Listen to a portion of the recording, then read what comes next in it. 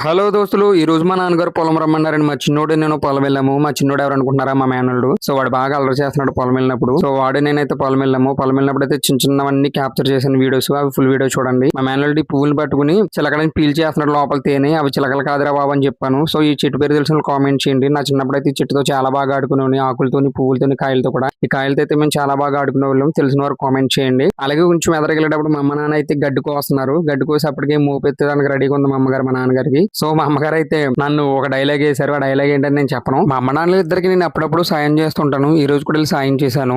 మా చిన్నోడైతే టైర్ ఆట ఆడుతున్నాడు. నా చిన్నప్పుడు అయితే చాలా బాగా ఆడుకునేవాడిని నేను. వీడికి ఆటలో రావట్లేదు, ఎందుకంటే జనరేషన్ పిల్లలందరికీ మొబైల్ ఫోన్సే. సో ఇలా ఆడాలని చూపించాను వాడికి. ఓహో మావయ్య ఇలా ఆడుకోవాలని గ్రహించాడు. ఏదైనా చిన్నపిల్లలు మన నుంచి నేర్చుకుంటారు కాబట్టి. సో నేనైతే సపోటా చెట్లు అలాగే పువ్వుల మొక్కలు అయితే వీడియోస్ తీసాను.